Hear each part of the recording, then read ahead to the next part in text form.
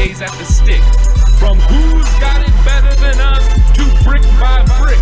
It's always the 49ers way, from off-season to game day. Yeah, we talk back. It's the 49ers Cutback.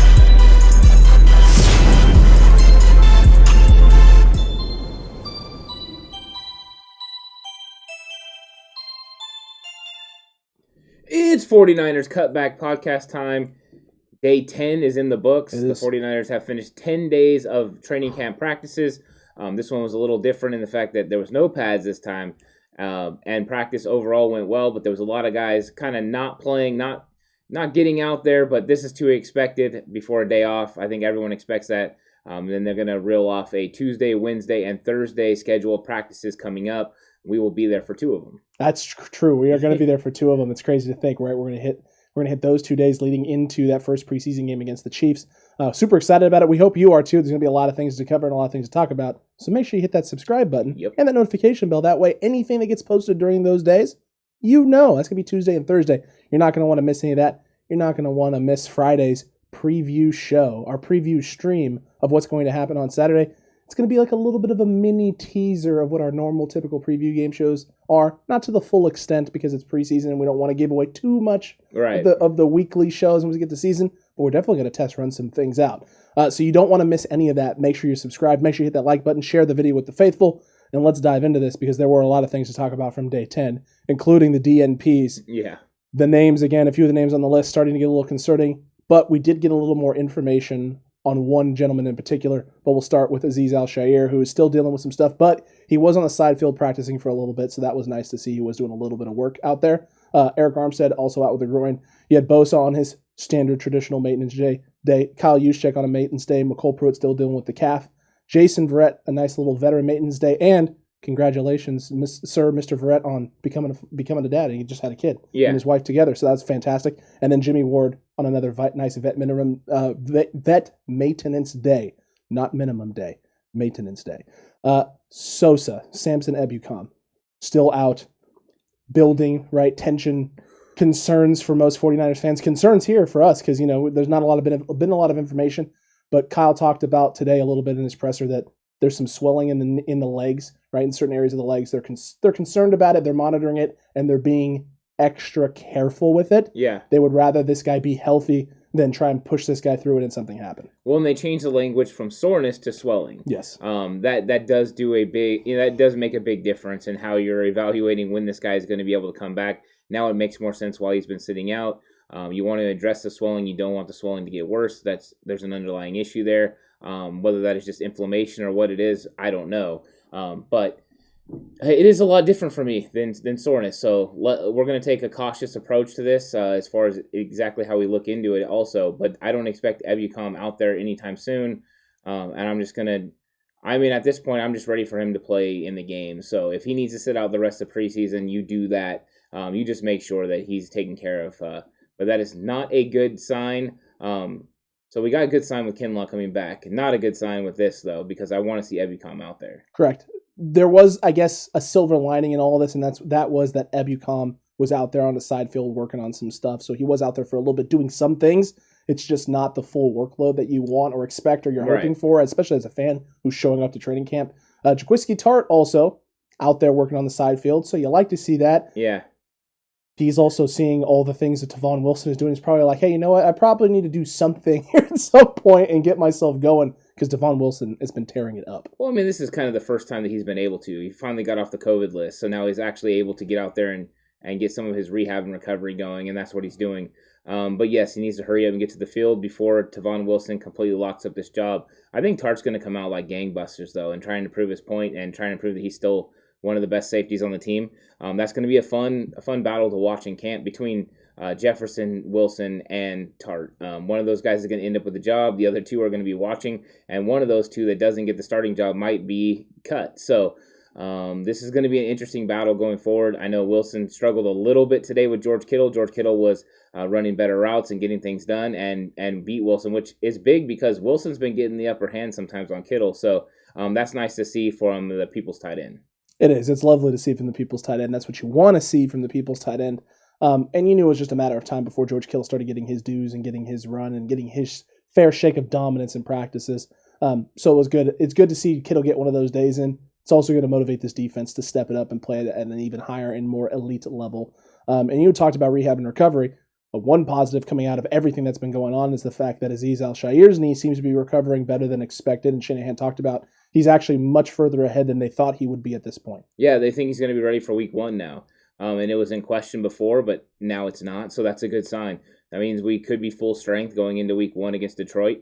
That's what you want. You want this guy out there playing because I think they're a better football team with Azeez playing that linebacker position than the guys that are behind him. So we need him. We need him out there. So the fact that he's recovering at a quick pace is good.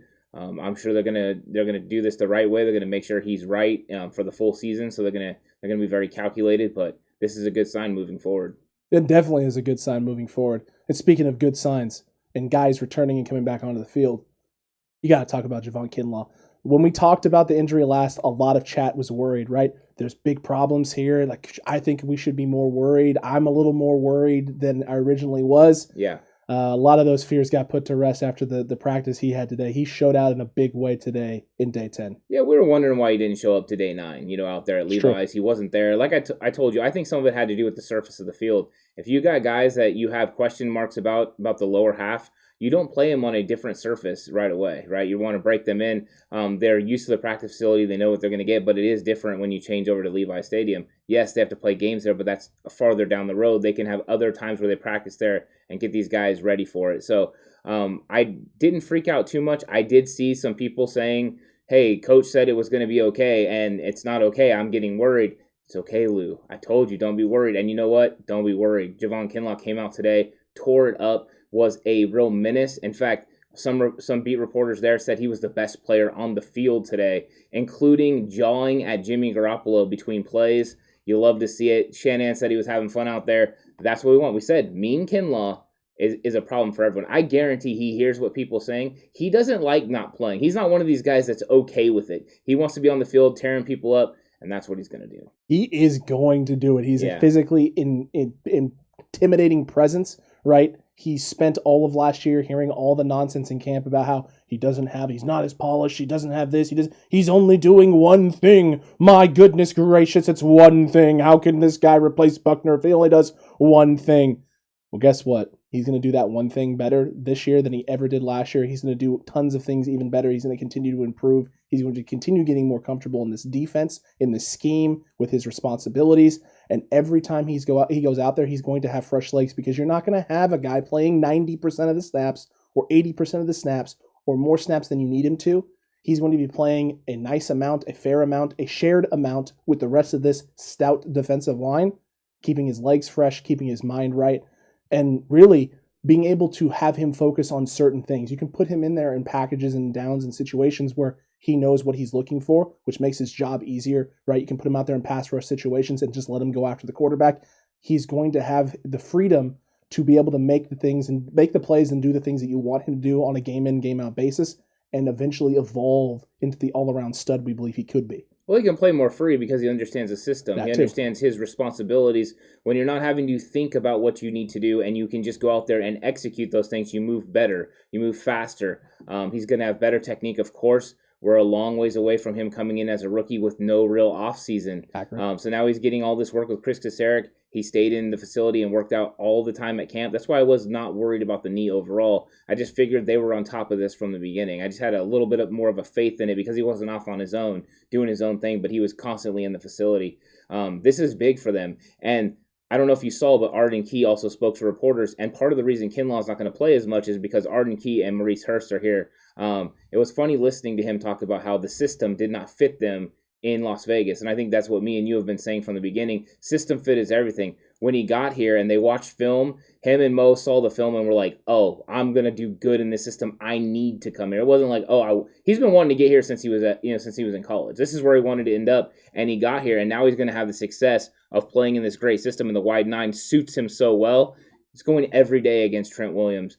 Don't tell me he's not going to be really, really sharp when we get into the regular season. This guy, the rotation is going to be impressive. This guy could start on some teams, and now he's going to be a nice rotational piece for the 49ers, and he's going to put pressure on. But I liked hearing that he was kind of shunning the Raiders a little bit. Didn't throw too much shade, but he said, I need to get out of there. No, but here's the thing, right? It wasn't one of those situations where he's shutting the Raiders and talking about how, like, they just don't do things correctly. It wasn't that. It was, hey, it just didn't work. What they did doesn't work for what I can do as a player. His skill set. It didn't fit. It fits here. That's the thing I liked is he's drawing to his specifics. It's not a team issue. It's a philosophy. It's a scheme issue. It doesn't work. It doesn't work with what I want to do and what I can do. This place does work. And I care more about the fact that he was so excited to be here than I care about anything else he had to say about the Raiders are the Raiders. It is what it is. Yeah. Right? Didn't work out. Everyone knows it. He knows it. The Raiders know it. That's why he's not there anymore. That's why they weren't clamoring to bring this guy back. But you know what? He's in a new place. New face, right? New system, new opportunities, new expectations, new role, new philosophy, new scheme. It can work. It's going to work. Yeah. We've seen some of it already, some of the stuff he's put on tape in training camp so far from when we were there. And speaking of a guy who's been putting stuff in training camp the last few days, Eddie freaking Yarborough. What? Yeah. This guy is having a phenomenal camp with the second team right now. He jumped off, at camp on Thursday, or was it Saturday? Saturday. He jumped off. I mean, it was just, he was impressive. He was getting around the edge consistently. He was also, getting up in the air, knocking down passes. He just looked like a very skilled player out there. In fact, we were like, who is this at first? But we got figured out who it was and really watched him after that. And he was impressive. And the fact that he came out and stacked upon that performance with another good day in day 10, now he's somebody to watch. I don't know how much, they're going to give him reps against other players. I want to, is he going to get out there against Mike McGlinchey? Is he going to get out there against Trent Williams? If he does, will he have the same success? Because right now he is going against 2s and 3s. So we need to be somewhat tempered, but it is good to see a guy like him making plays. A guy that's not thought of as somebody that can make the roster, but just proving how deep this team actually is. Another solid pickup, right? A guy that fits the system that the 49ers are using and maximizing him. And maybe we're going to see him on the practice squad, and eventually if there's an injury or something, he can come up. But he's making a name for himself, and that's good for him. He's going to get on film. Somebody will probably pick him up, but at least he's out there making plays. It just shows how Chris Kacerek does with defensive linemen, right? He's worth that money that they pay him. Not a lot of assistant coaches get paid as much as Chris Kacerek, but he's worth every single penny. Every dime, dude. It's not even close. And there have been people who've been talking about how, I have heard people make the comment that it's overblown and overstated, what he's done with this D-line group because of how much talent there is. Let's just talk about the guys that come in off the street that maybe have potential and talent that are undrafted guys that he has turned into monsters. Look at what Kentavious Street and Kevin Givens have evolved into. Look at how much progress Jordan Hillis made from the time he came over from the Jets till the end of last season. He showed flashes. Kerry Hyder is not the same player when he hasn't played for Chris Kacerek. Right. I mean, there are tons of examples of this in and out. This guy is completely understated in terms of his impact, sometimes overlooked and not appreciated for what he does for this D-line group. And we got special talent with some of these young guys, right? Ebukam being able to come in as well. You go out and grab Kerr first, right? You've went and gotten Arden Key, guys who's the sky is the limit for all of these guys. And now you're asking them to not have to do it all on a daily basis. And then you get a guy like Eddie Yarborough walking in off the street, essentially what it felt like for us. And this guy's showing out as well. Man, Chris Kacerek right now looks like he can take just about anything and turn it into at least gold, right? It's at least golden at the moment. I'm looking forward to see what this guy can continue to add on because he does have a bit of a climb. This is a stacked D-line. There's a lot of competition here. But if he can keep putting together days like this and he doesn't make the roster, it just goes to show how talented this group really is going to be. It's the most talented defensive line since Kyle Shanahan and John Lynch have been together there. Mm-hmm. I don't even think it's a question. Yes, Buckner's not on that group, but they have so much depth, after these key guys and these first-string guys, that overall it's a better defensive line from top to bottom. So he has the most talent he's ever had. He's going to develop them. He's got Darryl Tapp to help him as well. I think they're going to do a good job, and I think this defensive line is going to make an impact all season. Big fan of the bucket hat, too, for Mr. Darryl Tapp. Yeah. Love that thing. You got to love that. It's schmexy. I love it a lot. Darryl Tapp, keep doing your thing. Look, now to the point. It's the point of every day that every QB Watch 49ers. It's QB Watch 2021, day 10 of training camp. Lots of things to talk about and go over in this training camp. Some more quarterback center exchange issues. Yeah. Some read option issues. Trey Lance fumbled another one in exchange with, I believe it was Jermichael Hasty. And then you had the center quarterback exchange. But there was a funny moment during Kyle Shanahan's press conference today where they're discussing this and talking about this. And someone brought up the question of Alex Mack Sweat. And I kind of like scoffed for a bit, was like, what? And then Kyle Shanahan went into detail about how much this guy sweats and the fact that in Atlanta, Matt Ryan actually made him change pants, would change shorts in between sessions because of how much this man sweat. And I was like, hey, you know what? That could actually explain a whole lot of what is going on. It does. I don't know if you've seen some of the pictures from camp. I tried not to look at any of the pictures from camp because I wanted to try and experience it myself Tuesday and like actually focus in on it since we're going to be a little bit in closer proximity. Yeah. But I can imagine it's pretty bad. No, I seen this. This is the picture that I saw. I actually saved it because it's kind of interesting. But most of the time, centers will have a small white towel on his back. No, this dude has a beach towel. This is no joke. It's tucked in and it's all the way across his backside. Yes, centers have problems with this. I played center. If you sweat a lot, it is an issue. I never had this particular issue to this level. So I don't know exactly, but my hands used to get wet and stuff, and you'd always have to make sure you're wiping them off and stuff. But that is a real problem. So that's good that this is happening now. They'll learn how to monitor it. Jimmy Garoppolo and Trey Lance will learn how to take snaps with a wetter ball, and you can get used to it. I mean, you really can. You can teach someone to play in the rain with a wet ball. You can teach them how to play with sweat. So this is not going to be a problem down the road. This is something they need to take care of. And as far as Trey Lance goes, the mesh point, and all this, they're not comfortable doing it together yet. And once they get comfortable doing it, it'll be fine. Like Kyle said, you need to get this stuff taken care of now. Make sure that it's down so when you get into the game, it doesn't happen again. But once again, you have two players that aren't looking at the ball. They go through the whole thing, and they got to make sure they're focused on other things. They got other reads, and then you have to push, you have to pull it out or take it. And it's just a lot that goes into it, and a lot of chemistry and a lot of tempo, and everything has to work well together. And when it's not perfect, then you have an issue. You have the ball on the ground. But these guys will get it together. They're pros. They know what's going on. Trey Lance has done this 1,000 times. He'll figure it out. He's just got to get used to also the height changes of the running backs and all that stuff. There is a little bit of a difference between each one of these guys, and that could be, kind of paving the way to some of these mistakes. But to me, once again, make mistakes in practice, and that's fine. Yeah, I mean, again, once we get to a game, if none of these mistakes are occurring and they're occurring in practices, that means they're happening in practice and you're ironing them out by the time you get to game time. That's the point of practice, folks. So I'm not too worried about it, too concerned. It's just definitely something to keep an eye on and watch to see if these things get cleaned up by the time they get to their first preseason game, which you and I both think is going to be the case. If they do it in the preseason games, and games, not games. Not one, games. Then I will have a concern. If they do not do this, and a lot of times I had a center, this is not a joke, I had a center that would have a fumbled snap every single practice. It frustrated me. And I'd have this guy do extra snaps, and he would do them every day, and he would fumble in practice every single time. We got to the game, not one single bad snap the entire season. So this stuff happens. And as the season went on, I kind of got used to it. I still made him do his extra snaps, but I got used to it and knew that he was going to have these mistakes. Come on, Nick, let's get it together. He would get it together, and then by the time we got to the game, it was perfect every time. So this is not something that doesn't happen in practice, especially if you lose focus for a second. In a game, you're more likely to keep focus. There's a little bit, different things going on, where at practice you can let your mind wander at times. Yeah, you absolutely can. Sometimes it's harder to dial in and get focused in, especially if you're doing things over and over and over again. It becomes repetitive and almost monotonous. Yes. And so you can lull yourself into a false sense of security or false sense of confidence in what you're doing, and it feels like you start going through the motions rather than being focused to detail and executing everything at the highest level.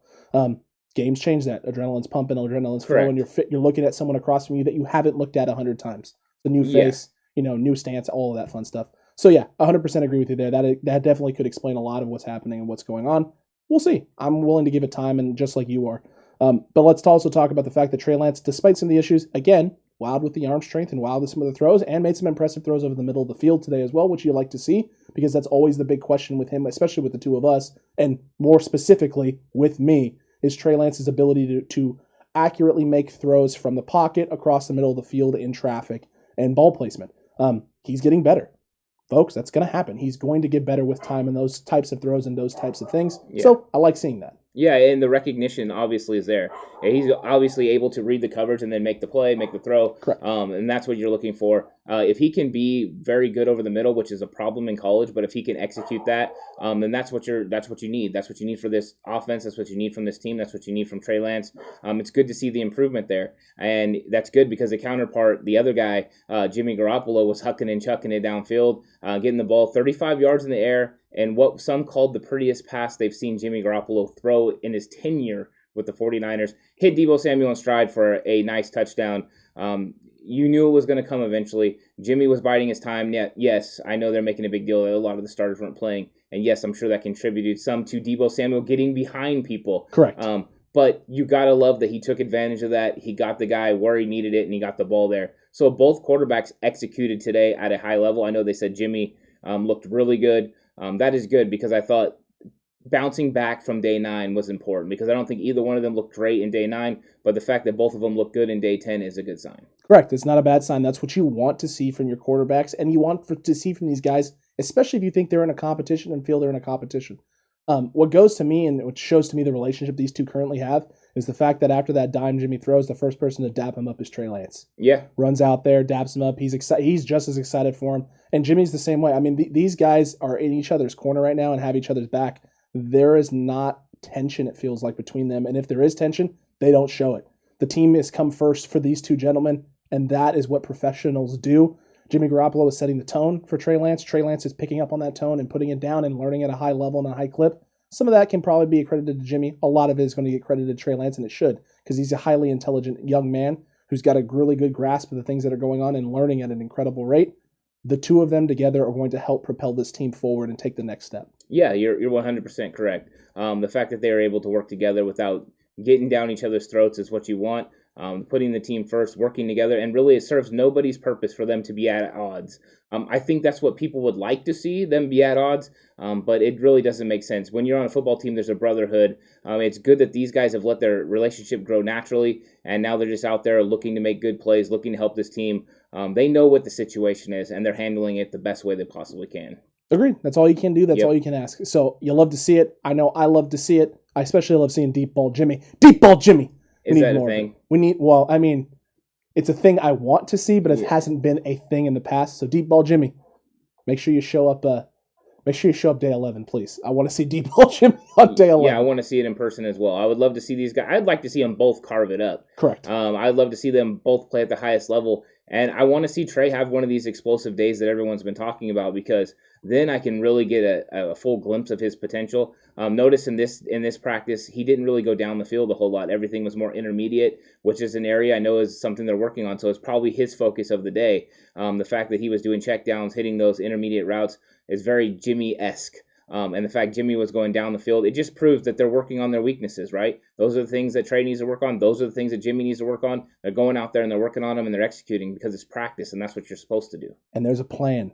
There's a plan. They're not necessarily every day going out there and just winging it and putting them in situations and being like, all right, do what you want to do. Right. There's things that they're focused on. There's things that they're trying to execute. There's things that they're going to take. And there's decisions they want them to necessarily make. So when you're seeing scripted 11-on-11 sessions and bad throws being made or a throw being thrown into coverage, you just don't know if that was what was asked before pre-snap, right? Or if it was something that, a misread. You never know. Because on any given day, in any given practice, any sort of scripted scenario, especially if it's not free range, if it's scripted, you don't know what's being asked of these guys. 100%. That's a true statement. Is a lot of times a coach will tell them, hey, I want you to look for this, or I want you to go to this guy, and they will do it. That's what they're supposed to do. So, sometimes you don't want them to look backside on a spider too wide banana, but sometimes they do it, and then you get somebody over there laughing at you when you do it. But no, sometimes you want them to make another read, you want them to make another look. Also, I know something Trey's working on is actually looking off, coverage. So he's looking another way and then coming back. That is a trained art. So they talked about that before. Mike McDaniel mentioned it, that was something he needed to work on a little bit, and I'm sure he's working on that as well. Let's hope that Trey can figure out that Spider 3Y Quesadilla Xbox. Because if he can figure that out, man, I'll tell you what, man, it's a special cat right there. Never heard of that before. Okay. It's the Caliendo skit, man. Yeah. You got that was a good one. That was really good. With the Baja Blast. That was really good. Okay. It's high quality stuff. Look, Josh Rosen had his ups and downs again. He had good moments today from camp and some nice touchdown passes. He threw one to Jordan Matthews, right? But then immediately after that one, threw a really bad pick 6 to Tony Jefferson. That's literally the Josh Rosen story of his NFL career, is moments of good play and potentially even great play at times, and then doing something horrendously bad and being like, what the heck is going on? Do you think if play like that continues, that this would bode well for him if they were to keep a QB3? Does that bode well for him to be able to hold off Sudfeld and keep that job? Or do you think if Sudfeld continues to play fairly consistent, doesn't make a lot of big mistakes, and it can at least extend drives, that would give him the edge? Yeah, it gives him the edge. You don't want mistakes. At that point, you're hoping to win football games through defense, and you can't have somebody out there that's going to make mistakes. Josh Rosen hitting this pass down the field to Matthews for a 60-yard touchdown is impressive. He has those abilities, but then when they talked about the interception, the play sort of broke down. Something didn't go the way he wanted. The receiver didn't get out of his break in time, and then he tried to force the ball, and you just can't have that. We saw that last year. A lot of forced footballs turn into turnovers, and turnovers cost football games. So it would be more important for him to throw the ball away, to eat it, to throw it out of bounds. All those things are better decisions than to throw an interception. Same thing, though. It is an interception in practice where he can learn. Correct. I think the most concerning part was when Kyle Shanahan said he's taking a step back over the last few practices. That's not a good sign. No. Not at this point, and not with a guy that is supposed to have the talent that he has. That's not a good sign at all. I think I said it on the live stream that I thought Sudfeld was the best natural thrower of the football, of the quarterbacks there. It's just he's not accurate all the time, but it just looks nice coming out. But it does. Rosen's gonna have to win this job, and I don't know how he's gonna do it because Sudfeld is consistent. Right. Sudfeld has been fairly consistent. You haven't seen a lot of mistakes from Sudfeld. You've seen some badly thrown balls or some, errant throws, but those errant throws haven't been turnovers, and Josh Rosen tends to be errant throws lead to turnovers. That's been his MO. That was the big thing for me, and it may explain a little bit why when they were doing one-on-one reps, you had Josh Rosen working with the running backs and the linebackers rather than with the receivers and the DBs, because they're looking for something else from Josh in decision-making and ball placement and things of that nature, which is a little bit easier to push those things in shorter yard situations. And when they had the one-on-ones at Levi's, they had the receivers working on the little bit wider side of the field and the running backs and tight ends against the linebackers working in a shorter area. So it's a little bit easier to work on ball placement when you have less distance to throw. But I mean, I'll tell you what, that's a concerning comment from Kyle Shanahan. It should definitely be a red flag for the Rosen stands out there who feel that this guy could potentially even be QB1. He is not in a position right now where he is safe making this roster in control of the QB3 job in any way, shape, or form. No, I mean, he's really not. And it's always been decision making with him. Yep. And the fact that he's made some bad decisions in practice, and the fact Kyle Shanahan openly said he's taking steps back, because normally Kyle won't say that. He'll say, he struggled a little bit, hopefully he'll get it back, whatever he says to kind of keep it in a positive light. This was a sign. I think this was a call out. This was hey, Josh Rosen, you better pick it up. So I think this was a subtle way. There's pressures that a lot of times that's what it is. Coaches telling players, coaches, other coaches that they need to step up their game. A lot of times that's what it is. It's not so much for the media. That's what it's for. So I think that he is sending a message to Rosen. And he wants Rosen to know that, hey, you better pick it up or you're not going to have an opportunity. And what we talked about before on the live stream is that maybe there's not going to be as many opportunities for Rosen now in preseason. If Jimmy and Trey are getting most of the snaps, and then Sudfeld after that, there might not be that much opportunity for this guy to make the team. He's got to step it up in these next few practices and make sure that he gets himself at least an opportunity to beat out Sudfeld. Because I thought they came in pretty even, but it's clear now that Sudfeld is ahead, just the way that Kyle Shanahan was talking about him. Correct. I agree with you there. And let's not forget that doesn't mean that Sudfeld is a lock for the QB3 job, because there may not even be a QB3 job to win. But at this point in time, Josh Rosen is going to have about a week of practice to show that he deserves a chance to step on the field in preseason game 1 against the Chiefs and put something on tape to make it worthwhile for Shanahan to cut someone else and keep this guy around a little bit longer to compete for this QB3 job. If he's not able to do that, if he's not able to put some good practices together and some good throws and limit the mistakes, he may not take the field like you just said on Saturday. And if he's not taking the field on Saturday, you can all but assuredly, I would be willing to put it in the bank. He'll be one of the first guys cut. You think so? I don't think so. I think so. I think they'll keep 4 quarterbacks just because they want to keep 4 quarterbacks. I don't know. They want to be able to go through the normal practices. I think there are guys at the end of this roster that are going to go before Josh Rosen. They will make sure he has an opportunity to put some film out there. Do you think if he's playing that badly, though, and they don't even let him get reps, that they would cut him and bring someone else in? No. I think you put him out. They want to see him in a game. They do want to see that because you want to see how he responds. there are guys who don't do that well in practice and then go out and play well in the game. That is true. That's true. You want to give him the opportunity. I think they will give him the opportunity because he's still a first-round pick. Whether or not I think he deserved to be a first-round pick is another story, but he at least has talent enough where somebody thought he was a first-round pick, and so you want to see what he can do on the field. I'm not going to hate on the guy and say that he can't still come back and win this job because he certainly could. He definitely can. But he has to prove it in the preseason, and he needs opportunities. The only way he's going to get more opportunities is by proving it in practice, and he's only got 3 practices coming up, and then after this game, it gets real narrow, and they start doing cuts right after this first game, so I don't think he'll get cut in the first one, but after that second game, he might say sayonara if he doesn't start having better showings. Yeah, I'm leaning more towards Rosen not being able to clean those things up. I haven't seen anything from Josh Rosen his entirety of his career that makes me think he has the ability and the capabilities to clean up some of that decision-making stuff. Just may not be cut out for, this level of football. And hey, you know what? That's okay. 99% of the world isn't. There's nothing wrong with that. He was good enough to get drafted where he got drafted. He was good enough to get some opportunities. And you know what? He, at the end of the day, threw more touchdown passes than a lot of other people who have come into this league and flamed out faster than he has. So the reality of the situation is sometimes you're just not cut out for the decision-making aspect and the level of pressure at this level of NFL football. That is okay.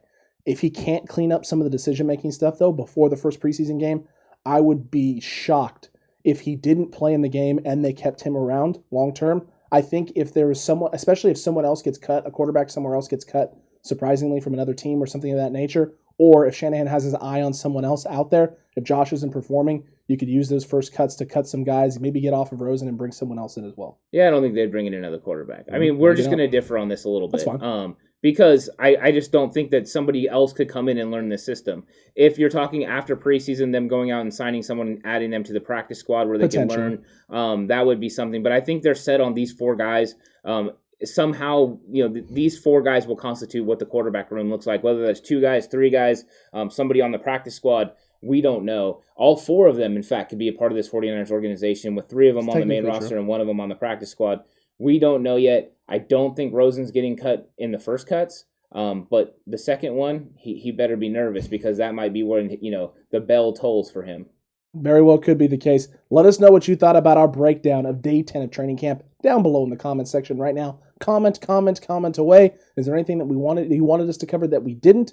What performances stood out to you most? Do you feel a little bit better about Kinlaw? Are you really worried about Sosa? We want to hear about all of it down there. And while you're down there commenting, don't forget to like. Don't forget to subscribe if you haven't already. Hit that notification bell. That way you're here for all of this great content daily at 11 a.m.s, live streams right now on Fridays at 5:30 p.m.s, and all the training camp content we got coming to you on Tuesday and Thursday. You don't want to miss any of that, and you want to cop yourself some sweet 49ers Cutback merch from the 49erscutbackshop.com. Go check it out. Become a member of the Cutback crew and rep the Cutback crew. Rep the TCC. Rep George Kittle. Training Camp 2021. Whatever your heart desires, the shop has for you. Go check it out today. Yeah, join the other people that have jumped on the fray and started buying some stuff. Also, join the conversation. We've had a lot of new subscribers. We want to hear from you. We want to get acquainted with you. Let us know what you feel about what we've been talking about. What are your opinions? All opinions are welcome here. So it's nice having your opinion heard. You get to have your opinion. As long as we don't attack people, we're good to hear it. You can say what you want about our opinion, and we'll either agree or disagree, but we're all 49er fans, and this should be a platform where we can all be 49er fans and have differing opinions and still, in the end of the day, root for your team to win. That's what we're trying to do, and we've had a lot of success and fun with that. So whether you are a Trey guy or you are a Jimmy guy or you are a Trey and Jimmy guy, you're all welcome here, because that's, I think, how we all feel, is that everyone should be welcome. If they can welcome each other, we can obviously welcome everyone else too, right? Accurate indeed, and very accurate. And whether you acknowledge Nate Sudfeld or not, whether you believe that Josh Rosen is going to stick around through week 2 of the preseason or getting cut after week 1, especially if he doesn't play, it doesn't matter one way or another, right? Make your opinion, stick with it, put it out there. Let's have a conversation about it. And until next time, 49ers fans, you stay safe. And remember, the right way is always the 49ers way.